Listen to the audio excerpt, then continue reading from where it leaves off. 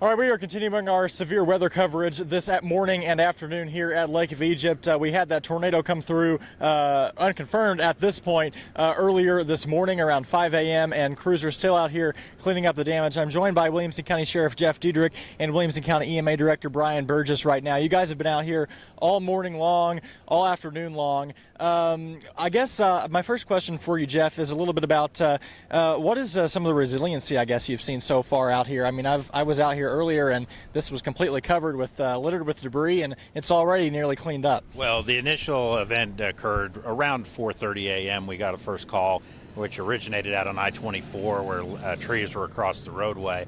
From that point, deputies responded to the areas of 148, Lake of Egypt Road, Power Plant Road, and what we saw when we first arrived was a tremendous response by the public. We had people out with chainsaws, tractors, already starting to clear debris. I was speaking to someone earlier who actually was here when this tornado happened. I believe she was the only one actually parked in this parking lot when it happened. I'm not sure if you've heard from her yet or not, but she was in her SUV on her way to work, and she literally pulled over right in front of Just Add Water and saw the roof lift off of the building. Amazingly, there was no damage to her vehicle. But Brian, tell me a little bit about, I know this was an early morning severe weather event, which is always the worst time for severe weather. So what are some challenges? We also had that radar outage, obviously, as well. So what were some challenges you guys were facing this morning with that radar outage and just the timing of this system? Well, I don't think that we as locals really experienced much of a challenge as much as perhaps some of our weather partners did, because the National Weather Service was able to issue the IPAWS alert, and the IPAWS set off the weather alert on their phones and set off the weather radios as well.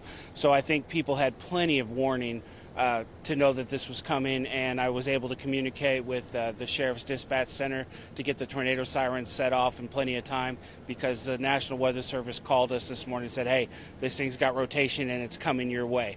So there's all these redundancies built into the system to allow for technology to fail, and apparently it did. I wasn't aware of that, but all the redundancies worked, and alerting went out. And to everyone's merit, we had no injuries and no reports of any fatalities, and that's how you want to see a tornado end. Which is the most important thing, obviously. So I spoke to the National Weather Service earlier today. They've told me they're probably going to come out and survey tomorrow. Have they given you a firm time on what they might be doing here in Williamson County yet, or are you still kind of in the early stages for that?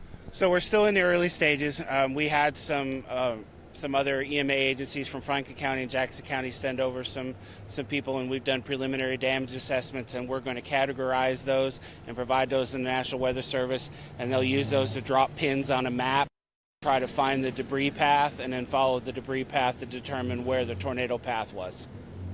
If residents, kind of want to, and this is kind of a question for both of you, if residents want to stay more informed, I know the Sheriff's Office has been great about, having that new app you guys have, EMA obviously sending out those alerts. What are some good ways that local residents can sign up to receive severe weather alerts and just alerts about anything going on in the county?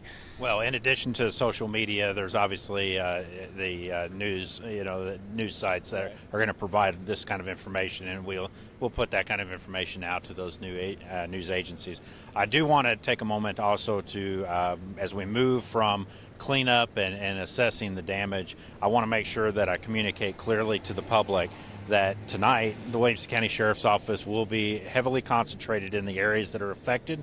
And I want to issue a warning to anybody that would consider looting or taking advantage of Williamson County residents under this situation, that will not be tolerated. We will be out in full force, and we will be looking for that type of activity. If anyone has storm reports or needs help, needs assistance, where can they reach out straight to the EMA? Can they reach out to the Sheriff's Office? What can they do? Absolutely. They can reach us at our office number at area code 618-998-2123. And that's for any assistance that they need. So if they need assistance with removing debris from their homes or debris from their yard, we've got local volunteer agencies like the Baptist Disaster Relief Services who can come in and help remove those from their property. They'll cut it up and place it near the road, and then we'll work on getting that stuff cleared. Thank you guys both very much. I appreciate it. Hopefully we can all get some sleep now after this, catch up on the Z's. But thank you very much for your help and coming on live with us this afternoon. Thank you. Thank you. All right, so once again, we are continuing our severe weather coverage. Williamson County Not the only area that saw some severe weather earlier this morning. Saline and Gallatin County also saw severe weather, and we have some video of that we're going to put up on your screen right now. This was from a separate cell that tracked through the area earlier this morning. Our photographer Tony Kendrick actually took these photos earlier today of some of that damage. Also awaiting word from the National Weather Service on when a survey might be going on for that area as well. Another new thing that we have to you this afternoon as of 2 o'clock is actually some video of this tornado as it tracked near the Krill Springs area. This was sent to us by a viewer earlier this afternoon, and it's really hard to tell, but in between the lightning bolts, you can actually kind of see that tornado right there in the center of your frame. So this appears that it was a rope tornado, rain wrapped as it came through. Again, this storm was moving very fast, over 70 miles per hour this morning as it moved through. So that is some video we have received, and if you have any other photos or damage reports, be sure to send them over to us. We're always accepting that. You can send it to our Facebook Messenger or our email at tips.wfcnnews.com. For now, reporting live in Lake of Egypt, I'm Aaron Price.